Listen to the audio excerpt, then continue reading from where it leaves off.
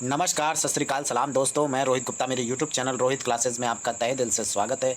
दोस्तों, हम यहाँ प्राचीन भारत का इतिहास तथा संस्कृति केसी श्रीवास्तव की बुक को पढ़ रहे थे, जिसमें आज हमारा अध्याय नंबर 3 दोस्तों, आदि इतिहास धातु काल का प्रारंभ हम लोग पढ़ने जा रहे हैं। तो वीडियो को स्टार्ट करने से पहले आप सभी लोगों से अनुरोध है कि जो लोग भी इस वीडियो को देख रहे हैं दोस्तों, वो प्लीज़ वीडियो को लाइक कर दीजिए। चैनल को अब तक जिन्होंने सब्सक्राइब नहीं किया है दोस्तों, वो प्लीज़ चैनल को सब्सक्राइब करके बेल आइकन प्रेस कर दीजिए, ताकि आने वाली वीडियोज़ आपको सही टाइम पर मिल सके। और वीडियो को शेयर करना आप लोग मत भूलिएगा दोस्तों। ओके, तो चलिए स्टार्ट करते हैं हम लोग केसी श्रीवास्तव के बुक को, आदि इतिहास धातु काल का प्रारंभ। पाषाण युग की समाप्ति के बाद धातुओं के प्रयोग का युग प्रारंभ हुआ। सबसे पहले मनुष्य ने तांबे का प्रयोग किया, फिर कांसा तथा अंततः लोहा प्रयोग में लाया गया। ठीक है, आगे देखते हैं। किंतु पाषाण उपकरणों का प्रयोग पूर्णतया बंद नहीं हुआ तथा लंबे समय तक मनुष्य ने तांबे तथा पत्थर के उपकरणों का साथ साथ प्रयोग किया। भारत के विभिन्न भागों में कई ऐसी संस्कृतियां प्रकाश में आई हैं जिनमें पत्थर तथा तांबे का उपयोग साथ साथ दिखाई देता है। इन्हें ही हम ताम्र पाषाणिक कहते हैं। ठीक है, इन्हें ताम्र पाषाणिक कहा गया था। आगे दोस्तों, ताम्र पाषाणी कहा गया है। इनकी कालावधि अत्यंत विस्तृत है। ये प्राक हड़प्पा तथा उत्तर हड़प्पा काल तक फैली हुई है। ठीक है, याद रखिएगा, प्राक हड़प्पा तथा उत्तर हड़प्पा काल तक फैली हुई है। आगे देखते हैं दोस्तों। हड़प्पा अथवा सिंधु घाटी की सभ्यता के पूर्व दक्षिणी अफगानिस्तान के मुंडीकाक तथा देह मोरासी घुंडई, बलूचिस्तान में मेहरगढ़, नाल, सियाह, दम्ब, सादात, किले गुल मोहम्मद, पेरियानो, घुंडई, कुल्ली, मेही, सिंध में कोट दीजी, आमरी, पश्चिमी पंजाब पाकिस्तान में सराय खोला, जलालीपुर राजस्थान में कालीबंगन तथा हरियाणा के बनावली आदि पुरा स्थलों के उत्खनन से ताम्रपाषाणिक संस्कृतियों के प्रमाण प्राप्त होते हैं। बलूचिस्तान तथा सिंधु क्षेत्र में इन संस्कृतियों के लोग पांडु तथा लाल रंग के मृत भांड प्रयोग में लाते थे। लाल रंग के भांडों का संबंध दक्षिणी क्षेत्र से माना गया है। पहली संस्कृति को जाब नाम दिया गया है। ठीक है, याद रखिएगा, पहली संस्कृति को जाब नाम दिया गया है तथा दूसरी अर्थात पांडुवर्णी संस्कृति का विभाजन क्वेटा, कुल्ली तथा अमरीनाल संस्कृतियों के रूप में किया गया है। किस? अमरीनाल संस्कृतियों के रूप में। ठीक है, आगे दोस्तों। किंतु कुछ विद्वान इससे सहमत नहीं हैं, क्योंकि लाल भांडों वाले क्षेत्र में पांडु भांड तथा पांडु भांडों वाले क्षेत्र में लाल रंग के भांड भी मिलते हैं। इन संस्कृतियों को प्राग सैंधो, प्राग हड़प्पा अथवा प्रारंभिक हड़प्पा भी कहा जाता है। ठीक है, प्रारंभिक हड़प्पा भी कहा जाता है। आगे दोस्तों, प्राग सैंधो संस्कृतियों के लोग पत्थर के साथ साथ तांबे के उपकरणों का प्रयोग करते थे। पाषाण फलकों की अधिकता है। तांबे के उपकरणों में कुल्हाड़ियाँ, चाकू, चूड़ियाँ, मुद्रिकाएँ, कंकन या कंकड़ भी बोल सकते हैं, कंकन मिलते हैं। ठीक है, आगे कंगन बोल सकते हैं इसको। आगे बहुमूल्य पत्थरों के बने हुए मनके मिलते हैं। विविध प्रकार के हाथ एवं चाक पर बनाए गए मृत भांड मिलते हैं। ये मुख्यतः लाल और पांडु यानी हल्के गुलाबी रंग के हैं। ठीक है, आगे कुछ बर्तनों पर काले रंग की चित्रकारियाँ मिलती हैं। इस संस्कृति के लोग कृषक और पशुचारी थे। वे गेहूँ, जौ, धान, मसूर, उड़द, मटर आदि की खेती करते थे तथा गाय, बैल, भेड़, बकरी, सुअर, भैंस आदि का पालन एवं चारण करते थे। उनके मकान मिट्टी तथा घास फूस के बनते थे।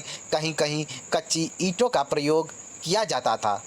आगे कुछ स्थलों जैसे कोट दीजी, कालीबंगन आदि में अनगढ़ पत्थरों के प्रयोग तथा किलेबंदी के भी साक्ष्य मिलते हैं। ठीक है, अनगढ़ पत्थरों के प्रयोग का तथा किलेबंदी के साक्ष्य भी यहाँ से प्राप्त होते हैं। ठीक है, आगे कुल्ली, एक सेकंड दोस्तों, बाहर क्षमा करिएगा, बाहर साउंड था इस वजह से पॉज करना पड़ा, कोई नहीं, फिर से। कुल्ली, जॉब आदि से प्राप्त नारी मूर्तियाँ माता देवी यानी मातृ देवी की पूजा का संकेत देती है। शवाधान में दाह कर्म एवं समाधिकरण दोनों विधियाँ अपनाई जाती थीं। अस्थि कलशों में औजार, उपकरण, आभूषण आदि मिलते हैं। इससे किसी प्रकार के लोकोत्तर जीवन में विश्वास की झलक मिलती है। सिंध, पंजाब, राजस्थान आदि की ग्रामीण संस्कृतियाँ अत्यंत विकसित थी। कोट दीजी संस्कृति के संबंध में यह दिखाई देता है कि यहाँ सुनियोजित भवन, सुदृढ़ सुरक्षा दीवार तथा नालियों की उत्तम व्यवस्था थी। समृद्ध ग्रामीण आधार पर ही कालांतर में नगरीय सैंधव सभ्यता का विकास हुआ। ठीक है, आगे देखते हैं दोस्तों हम लोग कांस्य काल, हड़प्पा एवं सिंधु घाटी की सभ्यता। ठीक है, चलिए ध्यान से देखिएगा, यहाँ हम लोगों को पेन की जरूरत भी पड़ेगी। 20वीं सदी के द्वितीय दशक तक पाश्चात्य विद्वानों की यह धारणा थी कि सिकंदर के आक्रमण के पूर्व भारत में कोई सभ्यता ही नहीं थी। यानी सिकंदर का आक्रमण कब हुआ था दोस्तों? 326 ईसा पूर्व। ठीक है, पोरस से इनका युद्ध हुआ था, पोरस। आगे, परंतु इस सदी के तृतीय दशक में इस भ्रामक धारणा का निराकरण हुआ, जबकि दो प्रसिद्ध पुरातत्वशास्त्रियों जिसमें दयाराम साहनी तथा रखाल दास बनर्जी ने हड़प्पा यानी पंजाब के माउंट गोमरी जिले में स्थित है तथा मोहनजोदड़ो जो कि सिंध के लरकाना जिले में स्थित है, ठीक है, पाकिस्तान में, के प्राचीन स्थलों से पुरावस्तुएं प्राप्त करके यह सिद्ध कर दिया कि परस्पर 640 किलोमीटर की दूरी पर बसे हुए ये दोनों ही नगर कभी एक ही सभ्यता के दो केंद्र थे। ठीक है, आगे देखते हैं दोस्तों, कभी एक ही सभ्यता के ये दो केंद्र थे। आगे, पिगट महोदय ने इन्हें एक विस्तृत साम्राज्य की जुड़वा राजधानियां कहा है। साहनी तथा बनर्जी के पश्चात सर जॉन मार्शल तथा माधव स्वरूप वत्स ने क्रमशः मोहनजोदड़ो एवं हड़प्पा में कई वर्षों तक उत्खनन करके महत्वपूर्ण सामग्रियां प्राप्त किया। इनके अतिरिक्त कुछ अन्य विद्वानों K.N. दीक्षित, अर्नेस्ट मैके, R.L. Stein, A. Ghosh, J.P. Joshi आदि ने भी इस सभ्यता की खोज में महत्वपूर्ण योगदान दिया। इस पूरी सभ्यता को सिंधु नदी घाटी की सभ्यता, याद रखिएगा, इस पूरी सभ्यता को सिंधु नदी घाटी की सभ्यता अथवा इसके मुख्य स्थल हड़प्पा के नाम पर हड़प्पा की सभ्यता कहा जाता है। ठीक है, आगे, हड़प्पा की सभ्यता कहा जाता है। कुछ विद्वानों का विचार है कि चूंकि इस सभ्यता का विस्तार सिंधु घाटी के बाहर बहुत बड़े क्षेत्र में था, अतः इसका नामकरण सिंधु सभ्यता के प्रथम स्थल के नाम पर हड़प्पा सभ्यता कहना अधिक उपयुक्त होगा। इस सभ्यता के प्रकाश में आने से भारतीय इतिहास की प्राचीनता बढ़ जाती है और अब इस विश्वास के लिए कारण है कि भारत देश भी मेसोपोटामिया तथा मिस्र की सभ्यताओं के साथ ही अपनी एक स्वतंत्र सभ्यता का विकास कर रहा था, जो उनकी समकालीन होते हुए भी अनेक अर्थों में उनसे बढ़कर थी। आगे, सैंधव सभ्यता 2500 यानी 2500 ईसा पूर्व के आसपास अपनी पूर्ण विकसित अवस्था में प्रकट होती है। यह केवल सिंधु नदी घाटी तक ही सीमित नहीं थी। पाकिस्तान के बलूचिस्तान, सिंध तथा पंजाब के प्रांतों में सैंधव सभ्यता के कई पुरास्थलों की खोज की गई है। दक्षिणी बलूचिस्तान में सुत का कोह तथा बालाकोट प्रसिद्ध पुरा स्थल है। सिंध प्रांत में मोहनजोदड़ो तथा चंदहुदड़ो के अतिरिक्त कोट दीजी, आमरी तथा जूडीरोदड़ो, ठीक है, जूडीरोदड़ो के पुरा स्थल हैं। इसी प्रकार पंजाब में हड़प्पा के अतिरिक्त डेरा इस्माइल खां, रहमान ढेरी, सराय खोला, जलीलपुर के पुरास्थलों से सैंधव सभ्यता के प्राचीन अवशेष मिलते हैं। भारतीय उपमहाद्वीप के पंजाब, हरियाणा, राजस्थान, गुजरात, जम्मू कश्मीर तथा उत्तर प्रदेश प्रांतों से पुरातत्वविदों ने इस सभ्यता के बहुसंख्यक स्थलों को खोज निकाला है। पंजाब में रोपड़,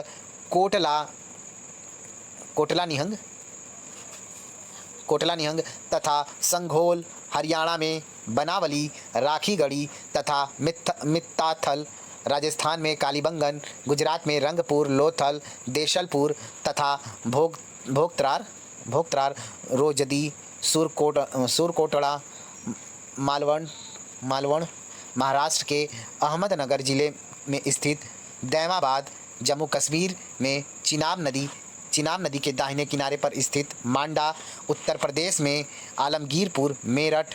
ठीक है, आगे देखते हैं, उत्तर प्रदेश में आलमगीरपुर, मेरठ, बड़ा गांव और हुलास जो कि सहारनपुर में है आदि से सैंधव सभ्यता के अवशेष पाए गए हैं। हाल ही में चेन्नई के राष्ट्रीय समुद्र प्रौद्योगिकी संस्थान के समुद्र वैज्ञानिकों ने गुजरात के तट से 30 किलोमीटर दूर खंबात की खाड़ी में समुद्री जल प्रदूषण के स्तर की जांच के दौरान समुद्र में 40 मीटर नीचे दबे हुए एक विशाल नागर सभ्यता के अवशेष खोज निकाले हैं। इस नगर तथा सैंधव सभ्यता के स्थलों में अद्भुत समानता है।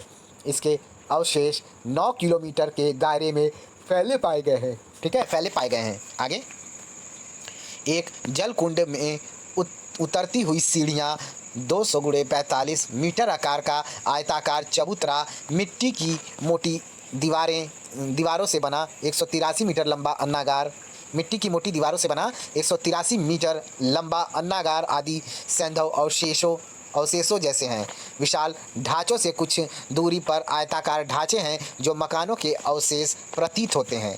इनमें नालियाँ, ध्यान रखिएगा, इनमें नालियाँ तथा मिट्टी की सड़कें बनी हुई हैं। शिल्प आकृतियों में पत्थर के तरह से औजार, गहने तथा आकृतियाँ, टूटे फूटे मृदभांड, जवाहरात, हाथी दांत और मनुष्य के जबड़े तथा दंत पुरावशेष सम्मिलित हैं। यहाँ से प्राप्त लकड़ी के एक कंधे का परीक्षण Birbal Sahni institute of palaeobotany Lucknow तथा नेशनल जियोफिजिकल रिसर्च इंस्टीट्यूट के वैज्ञानिकों ने किया तथा इसकी तिथि क्रमशः 5500 ईसा पूर्व तथा 7500 निर्धारित किया गया। ठीक है, 5500 ईसा पूर्व से 7500 निर्धारित किया गया। आगे दोस्तों, इस क्रांतिकारी खोज ने यह सिद्ध कर दिया है कि विश्व की प्राचीनतम नागर सभ्यता भारतीय भूभाग में ही फली फूली तथा सभ्यता के प्राचीनतम ज्ञात निशान 2000 वर्ष पीछे जा सकते हैं। यही खंबात से प्राप्त पुरावशेषों की जांच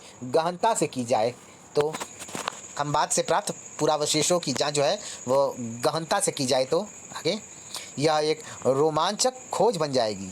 ठीक है, आगे इस सभ्यता की उत्तरी सीमा पाकिस्तान के पंजाब प्रांत में स्थित रहमान डेड़ी तथा दक्षिण सीमा गुजरात प्रांत में स्थित भोगत्रार है। ये दोनों स्थल एक दूसरे से 1400 किलोमीटर की दूरी पर हैं। ठीक है, इसी प्रकार इसके सबसे पूरब में स्थित आलमगीरपुर मेरठ से सबसे पश्चिम में स्थित सुल्तानगंज नामक पूरा स्थल की दूरी जो है लगभग 1600 किलोमीटर है।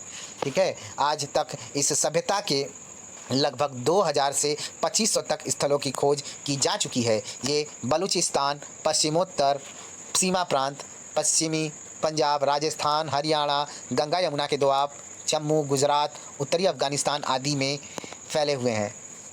आगे, क्षेत्रफल की दृष्टि से यह भाग मिस्र तथा मेसोपोटामिया की अपेक्षा कहीं अधिक विस्तृत था।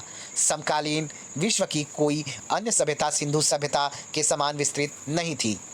इसके सभी स्थलों से प्राप्त तत्वों में केवल समता है वरन एक रूपता भी है। ये सभी नगरीय एवं कांस्य युगीन सभ्यता का बोध कराते हैं। नगर योजना, मृत भांड कला, भार और माप की प्रणाली तथा अन्य अनेक बातों में अद्भुत समानता दृष्टिगोचर होती है।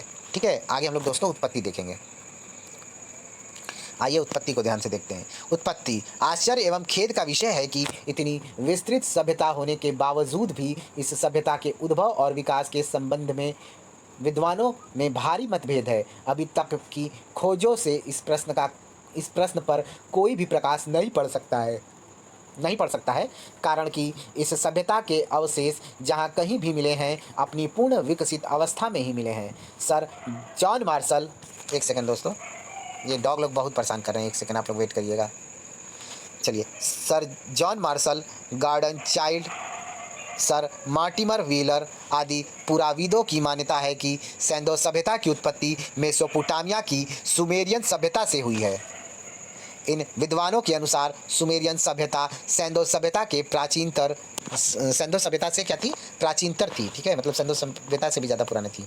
आगे, इन दोनों सभ्यताओं में कुछ सामान्य विशेषताएं देखने को मिलती हैं जो इस प्रकार से है। पहला, दोनों नगरीय सभ्यताएं हैं। दूसरा, दोनों के निवासी कांसे तथा तांबे के साथ साथ पाषाण के लघु उपकरणों का प्रयोग करते थे। तीसरा, दोनों के भवन कच्ची तथा पक्की ईंटों से बनाए गए थे। चौथा, दोनों सभ्यताओं के लोग चाक पर मिट्टी के बर्तन बनाते थे, चाक पर। नंबर 5, दोनों को लिपि का ज्ञान था। ठीक है, आगे देखते हैं।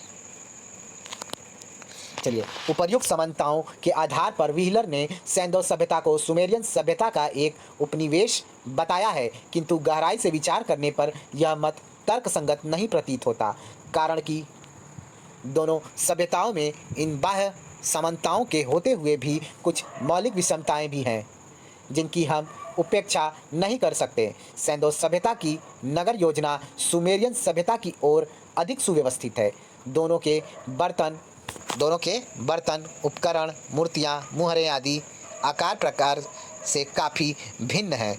ठीक है, आगे देखते हैं दोस्तों, काफ़ी भिन्न है। आगे, यह सही है कि दोनों ही सभ्यताओं में लिपि का प्रचलन था, किंतु दोनों ही लिपियाँ परस्पर भिन्न हैं। जहाँ सुमेरियन लिपि में 900 अक्षर है, वहाँ सैंधव लिपि में केवल 400 अक्षर मिलते हैं। ठीक है, आगे दोस्तों, इन विभिन्नताओं के कारण दोनों सभ्यताओं को समान मानना समीचीन नहीं होगा। ठीक है, आगे, पुनश्च यह मत उस समय प्रतिपादित किया गया जबकि भारतीय उपमहाद्वीप में प्राक हड़प्पाई सांस्कृतिक परिवेश का ज्ञान हमें नहीं था, किंतु अब इस क्षेत्र में प्राक हड़प्पाई पुरास्थलों से प्रचुर सामग्रियों के मिल जाने के पश्चात यह स्पष्ट हो जाता है कि सैंधव सभ्यता की जड़ें भारत भूमि में ही जन्मी थी। ठीक है, जमी थी और इसके लिए किसी बाह्य प्रेरणा की आवश्यकता नहीं थी। यह पूर्वगामी संस्कृतियों के क्रमिक विकास का परिणाम है, जिसके तार जो है वो मेहरगढ़ के नवपाषाणिक स्थल से जुड़े हैं। अतः हम सैंधव सभ्यता को सुमेरियन उपनिवेशीकरण का परिणाम नहीं कर सकते हैं। राव के अनुसार सिंधु सभ्यता के विकास का श्रेय उसी संस्कृति को दिया जा सकता है जो कालक्रम की दृष्टि से उससे प्राचीन हो तथा उसके साथ साथ विद्यमान रही हो, जिसमें परिवर्तन के क्रमिक चरण स्पष्ट हो तथा वे तत्व हो जो सैंधव सभ्यता को विशिष्टता प्रदान करते हैं। ठीक है, आगे देखते हैं। Professor T N. Ramachandran, K N. Shastri, Kushalkar, S R. Rao आदि विद्वान वैदिक आर्यों को ही इस सभ्यता का निर्माता मानते हैं, परंतु अनेक विद्वान इसे स्वीकार नहीं करते हैं। ठीक है, इंपॉर्टेंट नाम था दोस्तों ये। ठीक है, याद रखिएगा, अंडरलाइन कर दे रहे हैं। आगे, परंतु अनेक विद्वान इसे स्वीकार नहीं करते हैं क्योंकि उनके अनुसार दोनों ही सभ्यताओं के रीति रिवाजों, धार्मिक तथा आर्थिक परंपराओं में पर्याप्त विभिन्नताएं दिखाई देती हैं। आगे, सैंधव तथा वैदिक सभ्यताओं के मुख्य अंतर इस प्रकार से हैं। पहला, वैदिक आर्यों की सभ्यता ग्रामीण एवं कृषि प्रधान थी, जबकि सैंधव सभ्यता नगरीय तथा व्यापार व्यवसाय प्रधान थी। ठीक है, व्यापार व्यवसाय प्रधान थी। आर्यों के मकान घास फूस तथा बांस की सहायता से बनते थे, किंतु सैंधव लोग इसके लिए पक्की ईंटों का प्रयोग करते थे। नंबर 2 है इसमें, सैंधव सभ्यता के निर्माता पाषाण तथा कांसे के उपकरणों का प्रयोग करते थे और लोहे से परिचित नहीं थे। इसके विपरीत वैदिक आर्यों को लोहे का ज्ञान था। नंबर 3, वैदिक आर्य इंद्र, वरुण आदि देवताओं के उपासक थे। वे यज्ञ करते थे तथा लिंग पूजा और मूर्ति पूजा के विरोधी थे, परंतु सैंधव लोग मुख्य रूप से मातृ देवी यानी माता देवी तथा शिव के पूजक थे। ठीक है, शिव के क्या थे? पूजक थे। लिंगों की पूजा करते थे तथा मूर्ति पूजा के समर्थक थे। नंबर 4 देखते हैं दोस्तों। आर्यों का प्रिय पशु अश्व था, जिसकी सहायता से वे युद्धों में विजय प्राप्त करते थे, किंतु सैंधव लोग अश्व से परिचित नहीं थे। सिंधु सभ्यता के लोग व्याघ्र तथा हाथी से भी परिचित थे, क्योंकि उनकी मुद्राओं पर इन पशुओं का अंकन हुआ है। इसके विपरीत वैदिक आर्यों को इनका ज्ञान नहीं था। नंबर 5 है दोस्तों, आर्यों के धार्मिक जीवन में गाय की महत्ता थी। इसे अघन्या कहा गया है। ठीक है, अघन्या कहा गया है। इसके विपरीत सैंधव लोग वृषभ को पवित्र एवं पूज्य मानते थे। नंबर 6 है दोस्तों, पूज्य मानते थे। आगे नंबर 6, सैंधव निवासियों के पास अपनी एक लिपि थी, जबकि आर्य लिपि से परिचित नहीं लगते। उनकी शिक्षा प्रणाली मौखिक थी। यह प्रस्तावना नितांत तथ्यहीन है कि सिंधु सभ्यता नागर एवं साक्षर थी तथा वैदिक सभ्यता ग्रामीण, पशुचारी एवं निरक्षर है। Doctor GC. पांडे ने हाल ही में प्रकाशित अपने ग्रंथ वैदिक संस्कृति में इस बात का उल्लेख किया है कि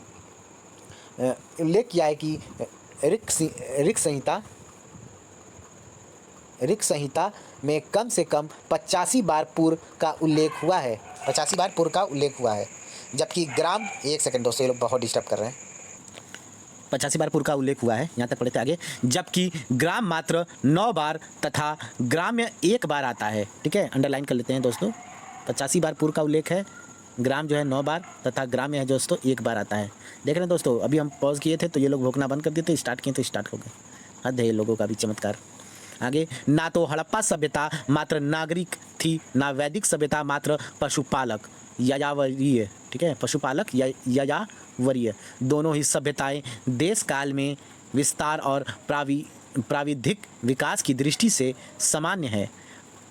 स्थूल रूप से उनमें एक ही विशाल सभ्यता के विविध पक्ष, प्रदेश अथवा अवस्थाएं देखी जा सकती हैं। वेदों में लेखन परंपरा के अभाव का कारण यह नहीं है कि आर्य लिपि से अपरिचित थे। इतना विस्तृत गद्य व्याकरण मानक भाषा बिना लिपि के संभव नहीं है। वेद रचना निरक्षर समाज में नहीं हुई। लिपि के अभाव का कारण यह है कि परम ज्ञान के लिए लेखन उपयोगी न होकर बाधक माना गया है। जहाँ तक मूर्ति पूजा, लिंग पूजा, योनि पूजा आदि का संबंध है, हड़प्पा सभ्यता में इनका प्रचलन भी असंदिग्ध रूप से नहीं सिद्ध किया जा सकता। ठीक है, आगे उल्लेखनीय है कि लोथल, कालीबंगन आदि के कुछ सैंधव स्थलों से यज्ञीय वेदियाँ प्राप्त होती हैं। यज्ञीय वेदियाँ प्राप्त होती हैं। इसी प्रकार मोहनजोदड़ो से मिट्टी की बनी घोड़े की आकृति, लोथल से घोड़े की 3 मृण मूर्तियाँ तथा सुरकोटड़ा से घोड़े की हड्डियाँ प्राप्त हो चुकी हैं। लोथल के घोड़े का दायां ऊपरी चौगड़, ठीक है, चौगड़ जो है, दायां ऊपरी चौगड़ यानी अपर मोलर दोस्तों, ऊपर वाला चौगड़ की बात हो रही है, भी मिलता है, जिसके दांत बिल्कुल आधुनिक अश्व के दांत जैसे ही हैं। समुद्री यात्रा, जलयान आदि से संबंधित विवरण यह सिद्ध करते हैं कि इस सभ्यता में नगरीय तत्व पर्याप्त मात्रा में विद्यमान थे। वैदिक साहित्य में जो भौतिक सभ्यताएं मिलती हैं वही सिंधु में ही है। आगे, सैंधव सभ्यता की खुदाई से भिन्न भिन्न जातियों के अस्थि पंजर प्राप्त होते हैं। इनमें प्रोटो ऑस्ट्रलायड यानी काकेशियन, भूमध्य सागरीय, मंगोलियन तथा अल्पाइन, इन 4 जातियों के अस्थि पंजर है। मोहनजोदड़ो के निवासी अधिकांशतः भूमध्य सागरीय थे। अधिकांश विद्वानों की धारणा है कि सैंधव सभ्यता के निर्माता द्रविड़ भाषी लोग थे। ठीक है, आगे सुनीति कुमार चटर्जी ने भाषा विज्ञान के आधार पर यह सिद्ध किया है कि ऋग्वेद में जिन दसुओं का उल्लेख हुआ है वे द्रविड़ भाषी थे और उन्हें ही सिंधु सभ्यता के निर्माण का श्रेय दिया जाना चाहिए। किंतु यह निष्कर्ष भी संदिग्ध है। यदि द्रविड़ सैंधव सभ्यता के निर्माता होते तो इस सभ्यता का कोई अवशेष द्रविड़ क्षेत्र से अवश्य मिलता। सैंधव सभ्यता के विस्तार वाले भाग से ब्राहुई भाषा के साक्ष्य नहीं मिले हैं। आगे, बलूचिस्तान की ब्राहुई भाषा को दक्षिण भाषा के साथ संबंध करने का कोई पुष्ट आधार नहीं है। एक सेकंड दोस्तों, ये लोग डिस्टर्ब ही कर। आगे दोस्तों, स्टुअर्ट पिंगट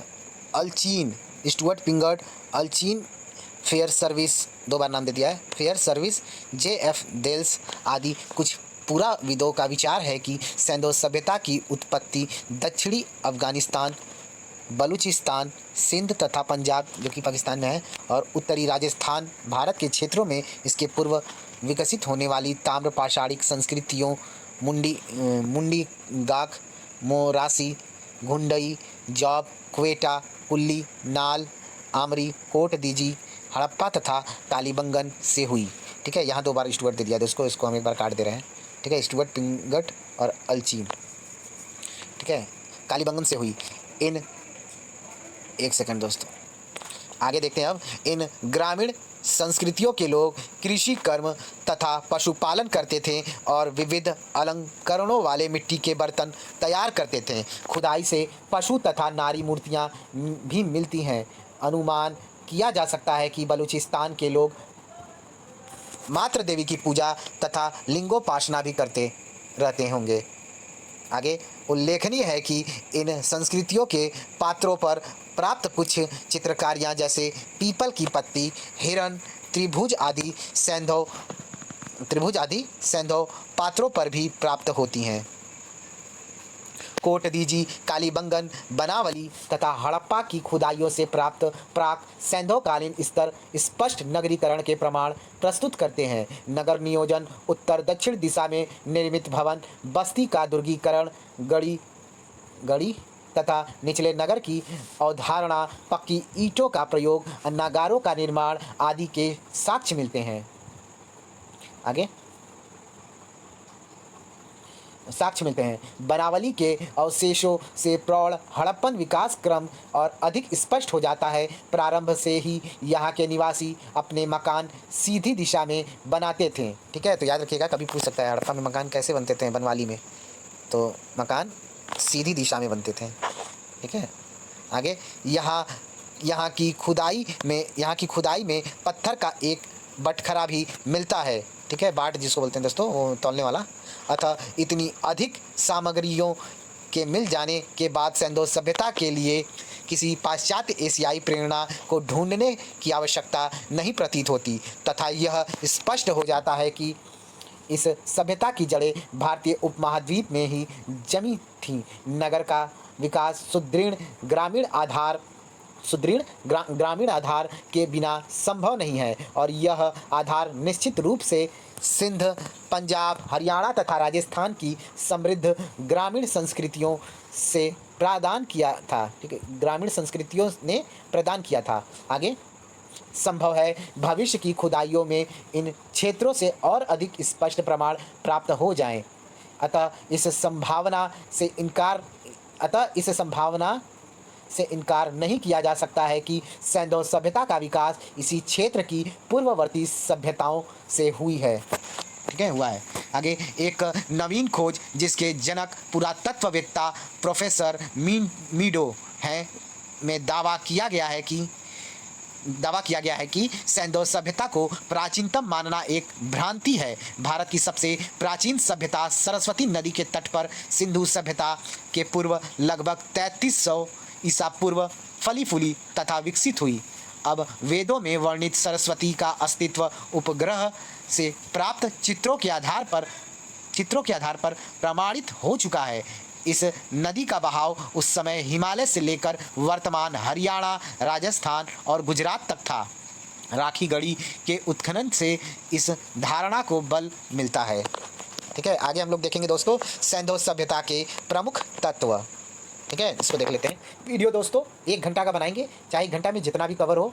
ठीक, 1 घंटा से ज़्यादा नहीं करेंगे हम लोग भाई, लाइन बाय लाइन ही पढ़ रहे हैं, तो कोई दिक्कत की बात नहीं है। वीडियो में मैं एडिट भी कर देता हूँ, आप लोगों को इंडिकेट भी करता हूँ टॉपिक 1 टॉपिक 2, तो उस हिसाब से आप लोग समझ जाइएगा। ठीक, चलिए सैंधव सभ्यता के प्रमुख तत्व, इसमें नगर तथा भवन आएंगे। भारतीय इतिहास में नगरों का प्रादुर्भाव सर्वप्रथम सैंधव सभ्यता में हुआ। नगर एक ऐसा विशाल जन समूह होता है जिसकी जीविका प्रधानतः उद्योग, धंधों तथा व्यापार वाणिज्य पर निर्भर करती है। व्यावसायिक उत्पादनों के विनिमय द्वारा उसे ग्रामों से खाद्यान्न प्राप्त होता है। हड़प्पा सभ्यता के नगरों की खुदाई पर विशेष ध्यान दिया गया है। प्रमुख नगर जिनकी खुदाई की गई है वे है हड़प्पा, आइए देख लेते हैं अंडरलाइन करके। हड़प्पा, मोहनजोदड़ो, चंदहुदड़ो, लोथल, कालीबंगन, बनावली तथा धौलावीरा, और भी अन्य दोस्तों जगह थे। ठीक है, अभी हम लोग आगे उनके बारे में पढ़ेंगे।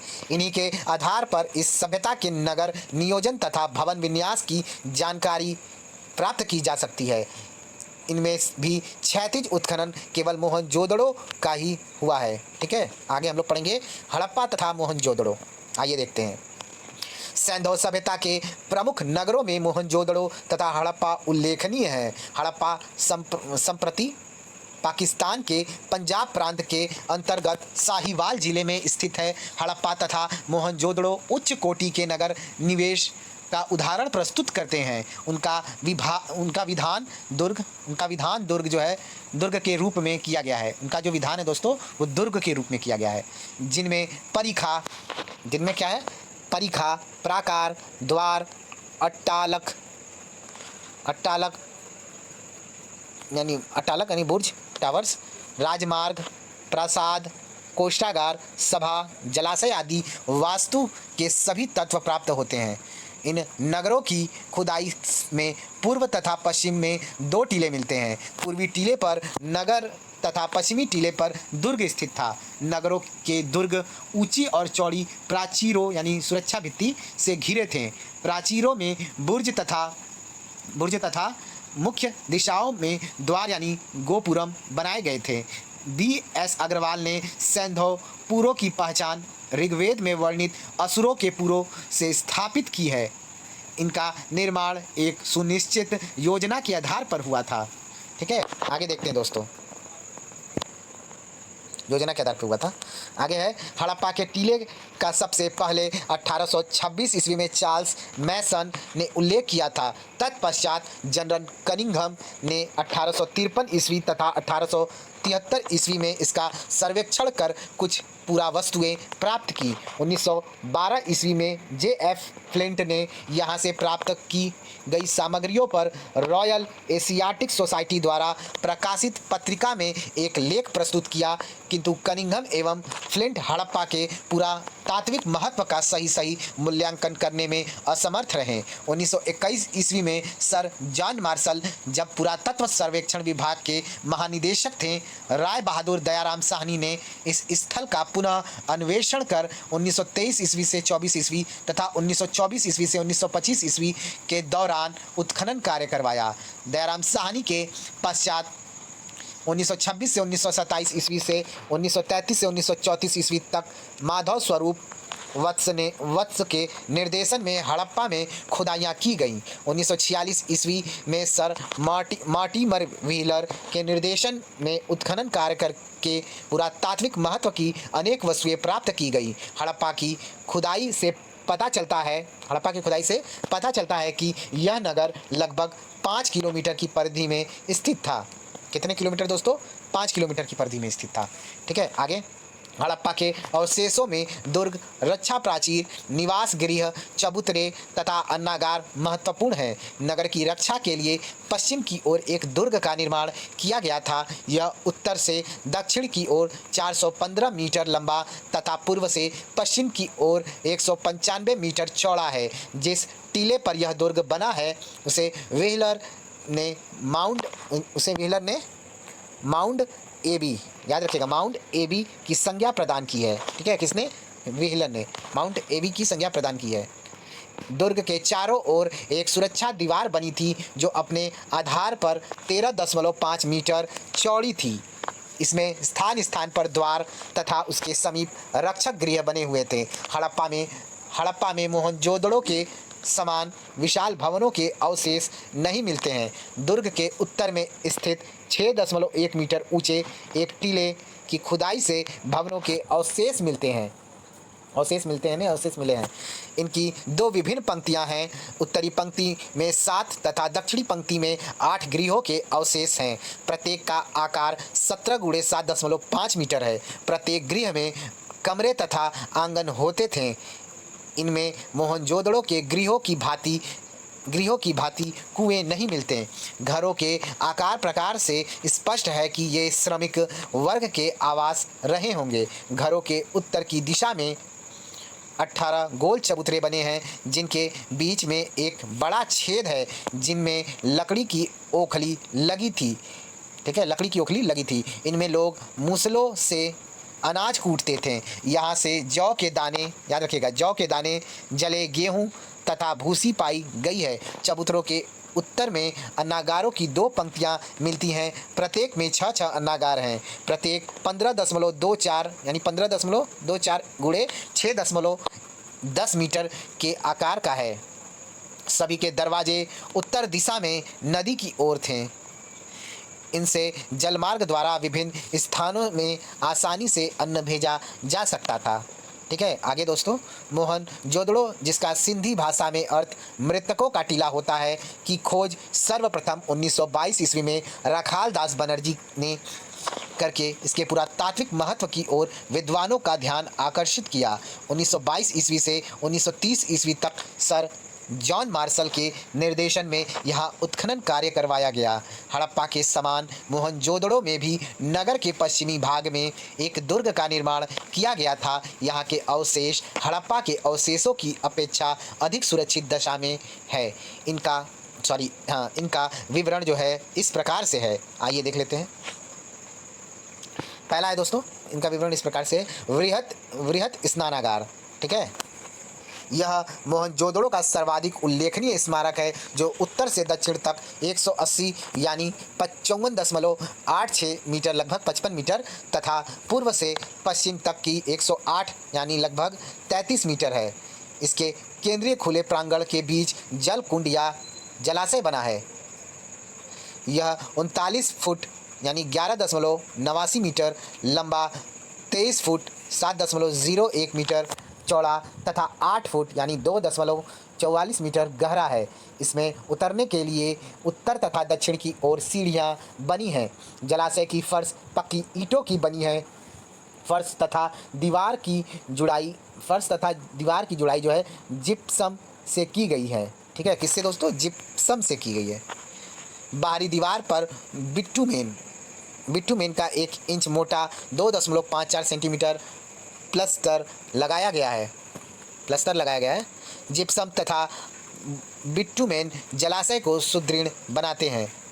ठीक है, आगे है विशाल स्नानागार भवन के दक्षिणी पश्चिमी छोर पर एक नाली थी। ठीक है, आगे देखते हैं। नाली थी जिसके द्वारा पानी निकलता था। ठीक है, जिसके द्वारा पानी निकलता था। जलाशय के 3 ओर बरामदे और उनके पीछे कई कमरे तथा गैलरियां थीं। इन्हीं में से एक किनारे में ईंटों की दोहरी पंक्ति से बनाया गया कुआं था, जिससे स्नानागार में पानी भरा जाता था। प्रत्येक कमरे में ईंटों की बनी सीढ़ी मिलती है, जिससे अनुमान किया जाता है कि इनके ऊपर दूसरी मंजिल भी रही होगी। ठीक है, यानी सेकंड फ्लोर भी रहा होगा। आगे मैके का अनुमान है कि इसमें पुजारी रहते होंगे, जो ऊपरी कक्ष में पूजा पाठ करते तथा नीचे के कमरों में स्नान करने उतरते थे। बृहद स्नानागार के उत्तर में छोटे स्नानागार बने हैं। संभवतः बृहद स्नानागार सामान्य जनता के लिए था तथा इसका उपयोग धार्मिक समारोह के अवसर पर किया जाता था। इससे सूचित होता है कि सैंधव सभ्यता में धार्मिक कार्यों के लिए तथा शरीर संस्कार के लिए स्वच्छता का अत्यंत ऊंचा आदर्श था। ठीक है, स्वच्छता का अत्यंत ऊंचा आदर्श था। आगे देख लेते हैं। आगे दोस्तों, मार्शल ने इसे तत्कालीन विश्व का एक आश्चर्यजनक निर्माण बताया है। डी कौशाम्बी बृहद स्नानागार की तुलना कालांतर में संस्कृत ग्रंथों में अनेकशः वर्णित पुष्कर अथवा कमल ताल से करते हैं। ठीक है, पुष्कर अथवा कमल ताल से करते हैं, जो धार्मिक संस्कार से संबंधित स्नान तथा शुद्धिकरण के अलावा राजाओं और पुरोहितों के अभिषेक के लिए आवश्यक माने जाते थे। ठीक है, अब हम लोग दोस्तों अन्नागार देखेंगे। ठीक है, आइए। स्नानागार के पश्चिम में 1.52 यानी 1.52 मीटर ऊंचे चबूतरे पर निर्मित एक भवन मिलता है, जो पूर्व से पश्चिम में 45.72 मीटर लंबा तथा उत्तर से दक्षिण में 22.86 मीटर चौड़ा है। ठीक है, यानी 22.86 मीटर चौड़ा है। इसका ऊपरी ढांचा, जो शायद बांस का बना था, अब नष्ट हो गया है। इसे व्हीलर ने अन्नागार बताया है। इसमें ईंटों के बने हुए विभिन्न आकार प्रकार के 27 प्रकोष्ठ मिलने हैं। अन्नागार में हवा जाने के लिए स्थान बनाए गए थे। उसके उत्तर की ओर एक चबूतरा है, जो अन्न रखने तथा अन्न रखने तथा निकालने के समय उपयोग में लाया जाता होगा। अन्नागार का सुदृढ़ आकार प्रकार, हवा आने जाने की व्यवस्था तथा इसमें अन्न भरने की सुविधा आदि निसंदेह उच्च कोटि की थी। विद्वानों का विचार है कि यह राजकीय भंडारगार था, जिसमें जनता से कर के रूप में वसूल किया हुआ अनाज रखा जाता था। मिस्र तथा मेसोपोटामिया की सभ्यताओं में भी इस प्रकार के अन्नागार के अवशेष मिलते हैं। आगे दोस्तों हम लोग देखेंगे पुरोहित आवास। ठीक है, आइए इसको देख लेते हैं। वृहद स्नानागार के उत्तर पूर्व में 70.1 गुणे 23.77 मीटर के आकार के एक विशाल भवन के अवशेष मिलते हैं। इसमें 10 मीटर का वर्गाकार प्रांगण, 3 बरामदे तथा कई कमरे बने थे। कुछ की फर्श पक्की ईंटों की बनाई गई थी। इस भवन के विशाल आकार प्रकार तथा स्नानागार से इसकी सन्निकटता को देखते हुए अनुमान किया जाता है कि संभवतः यहाँ प्रधान पुरोहित अपने सहयोगियों के साथ निवास करता था। संभव है यहाँ पुरोहितों का विद्यालय यानी कॉलेज ऑफ प्रीस्ट स्थित रहा हो। ठीक है, आगे दोस्तों सभा भवन। ठीक है, देखते हैं वीडियो ज़्यादा लंबा। चलिए दोस्तों देख लेते हैं, इसको कंप्लीट करते हैं। सभा भवन दुर्ग के दक्षिण की ओर 27 गुणे 27 मीटर के आकार का एक वर्गाकार भवन मिलता है, जिसे सभा भवन कहा गया है। इसमें ईंटों के 20 चौकोर स्तंभों के अवशेष मिले हैं। इनकी 4 कतारें हैं, प्रत्येक में 5-5 स्तंभ हैं। मुख्य प्रवेश द्वार उत्तर की ओर था। संभवतः इन स्तंभों पर भवन की छत टिकी हुई थी। इस प्रकार यह स्तंभों वाला भवन था। भवन के भीतर बैठने के निमित्त चौकियां बनाई गई थीं। मैके के विचार में यहाँ कोई बाजार लगती होगी। लगता है कि इस भवन का उपयोग सार्वजनिक सभाओं के लिए किया जाता था। ठीक है, आगे है दोस्तों मोहनजोदड़ो की प्रमुख विशेषता उसकी सड़कें थीं। मोहनजोदड़ो की मुख्य सड़क 9.15 मीटर चौड़ी थी, जिसे पुराविदों ने राजपथ कहा है। अन्य सड़कों की चौड़ाई 2.75 मीटर से लेकर 3.66 मीटर तक थी। गलियां 1.80 मीटर तक चौड़ी होती थीं। सड़कें सीधी दिशा में एक दूसरे को समकोण पर काटती हुई नगर को अनेक वर्गाकार अथवा चतुर्भुजाकार खंडों में विभाजित करती थी। सड़कें मिट्टी की बनी थीं, किंतु इनकी सफाई की अच्छी व्यवस्था थी। आगे इस पर कूड़ा करकट एकत्रित करने के लिए स्थान स्थान पर गड्ढे खोदे जाते अथवा कूड़ा पात्र रखे जाते थे। हड़प्पा की सड़कों के किनारे इस प्रकार के गड्ढे खुदे हुए मिलते हैं। मोहनजोदड़ो की एक सड़क के दोनों किनारों पर चबूतरे बने हुए मिलते हैं। संभवतः इन पर बैठकर दुकानदार वस्तुओं की बिक्री किया करते थे। प्रत्येक खंड में भवन बने होते थे। अधिकांश भवनों में निजी कुएं व स्नानागार होते थे। नगर में नालियों की सुंदर व्यवस्था थी। प्रायः प्रत्येक सड़क तथा गली के दोनों ओर पक्की नालियां बनाई गई थीं, जिनसे होकर नगर का गंदा पानी निकल जाता था। किसी स्थान पर बड़ी नालियों के बीच में गड्ढे भी बना दिए जाते थे, जिनमें नाली का कूड़ा करकट एकत्र होता था। बड़ी नालियों को पत्थर की पटियाओं से ढक दिया जाता था। मकान के कमरों, रसोई, स्नानागृह, शौचालय आदि सभी से निकलकर नालियों को एक बड़ी नाली में जोड़ दिया जाता था तथा फिर वह बड़ी नाली सार्वजनिक नाली में मिलती थी। स्थान स्थान पर मेन होल बने होते थे। इन्हें बड़ी बड़ी ईंटों से ढका जाता था, जिन्हें हटाकर नाली को साफ करते थे। ठीक है, आगे दोस्तों नालियों की यह विस्तृत व्यवस्था सैंडो सभ्यता की अद्भुत विशेषता है, जो किसी अन्य समकालीन नगर में नहीं प्राप्त होती। इनकी देख रेख अवश्य ही आधुनिक युग की भांति नगर पालिकाओं द्वारा की जाती होगी। रोम निवासियों के काल तक किसी भी दूसरी सभ्यता के अंतर्गत सैंधो सभ्यता के समान नालियों का सुप्रबंध देखने को नहीं मिलता है। 18वीं सदी के पूर्व लंदन तथा पेरिस जैसे नगरों में सफाई की इतनी उत्तम व्यवस्था स्थापित नहीं हो पाती थी। मकान, नालियाँ तथा स्नानगृह अच्छी तरह पकाई गई ईंटों की सहायता से बनते थे।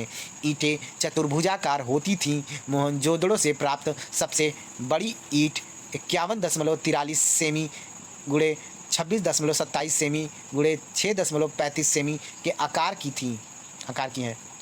सामान्यतः 27.94 सेमी गुणे 13.97 सेमी गुणे 6.35 सेमी अनुपात 4:2:1 के आकार की ईंटों का प्रयोग किया गया है। सबसे छोटी ईंट का आकार 24.13 गुणे 11.05 गुणे 5.08 सेंटीमीटर का है। उल्लेखनीय है कि सिंधु सभ्यता की समकालीन मिस्री सभ्यता में पक्की ईंटों का प्रयोग नहीं किया गया है तथा मेसोपोटामिया में भी इनका सीमित मात्रा में ही प्रयोग मिलता है।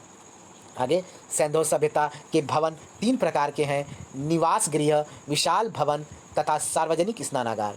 यहाँ के छोटे मकानों में 2 कमरे होते थे, जबकि बड़े मकान महलों के आकार के होते थे। मकानों के दरवाजे गलियों की ओर होते थे। मुख्य सड़क के कोलाहल एवं प्रदूषण से बचने के लिए शायद दरवाजे, खिड़कियाँ एवं रोशनदान सड़कों की ओर न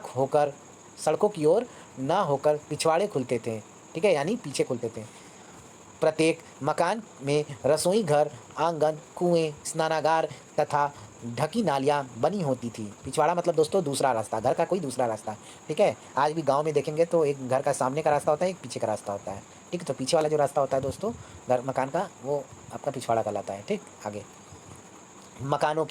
मकानों के दरवाजे संभवतः लकड़ी के बनते थे और मध्य में ना होकर अंत में लगाए जाते थे। मकानों की छतें भी लकड़ी की बनाई जाती थीं, जिन पर चढ़ने के लिए पक्की ईंटों की सीढ़ियां बनाई जाती थीं। मकान एक दूसरे से सटाकर बनाए जाते थे, किंतु कभी-कभी 2 मकानों के बीच में 1 फुट चौड़ा गलियारा भी छोड़ दिया जाता था। मकानों की नींव पक्की ईंटों से भरी जाती थी, जिनके ऊपर सीधी दीवार खड़ी होती थी। दीवारों में हवा तथा प्रकाश के लिए पत्थर की जाली लगाई जाती थी।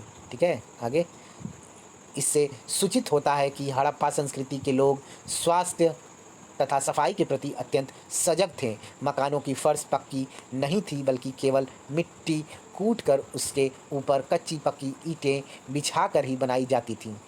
ठीक है, इस प्रकार से आगे हम लोग देखेंगे चनहुदड़ो मोहनजोदड़ो के लगभग 130 किलोमीटर दक्षिण पूर्व में स्थित इस स्थल की खोज 1934 ईस्वी में N.G. मजुमदार ने की तथा 1935 ईस्वी में मैके द्वारा यहाँ उत्खनन करवाया गया। सबसे निचले स्तर से सिंधु संस्कृति के अवशेष मिलते हैं। यहाँ की मुख्य सड़क 7.5 मीटर चौड़ी थी तथा मोहनजोदड़ो और हड़प्पा की भांति यहाँ भी मकान सड़क के दोनों ओर बनाए गए थे। मकान पक्की ईंटों के बनाए जाते थे तथा सभी गलियों में पक्की ईंटों से ढकी नालियाँ बनी थी। मकानों में कमरे, आंगन, स्नान गृह, शौचालय आदि होते थे। स्नान गृह तथा शौचालय की फर्श ईंटों की बनी थी। ऐसा प्रतीत होता है कि यह एक औद्योगिक केंद्र था, जहां मणिकारी, मुहर बनाने, भार माप के बटखरे बनाने का काम होता था। मैके ने यहाँ से मनका बनाने का कारखाना तथा भट्टी की खोज किया है। कुछ बटखरे तथा मुहरें अत्यंत उच्च कोटि की हैं। ठीक है, उच्च कोटि की हैं, किंतु चंदहुदड़ो से किलेबंदी के साक्ष्य नहीं मिलते। यहाँ से प्राप्त कुछ ईंटें वक्राकार हैं। ठीक है, तो चलिए दोस्तों, हम लोग वीडियो को यहीं पे रोकते हैं। अगले वीडियो में दोस्तों हम लोग सुत का गेंडोर टॉपिक को स्टार्ट करेंगे। इसका टॉपिक नंबर 2 रहेगा। वीडियो बहुत लंबा हो जाएगा, 45 मिनट इनफ होता है दोस्तों, आप लोग बोर ना हो, इस वजह से हम कोशिश करते हैं कि 45 मिनट के लगभग ही वीडियो क्रिएट किया जाए। ओके, 45 से 50 मिनट बहुत है आपके लिए। ठीक, थैंक यू फॉर वॉचिंग। मिलते हैं नेक्स्ट वीडियो में। प्लीज़ आप लोग दोस्तों वीडियो को लाइक कर दीजिएगा। चैनल को अब तक जिन्होंने सब्सक्राइब नहीं किया है दोस्तों, वो प्लीज़ चैनल को सब्सक्राइब करके बेल आइकन प्रेस कर दीजिएगा, ताकि आने वाली वीडियोज़ आपको सही टाइम पर मिल सके।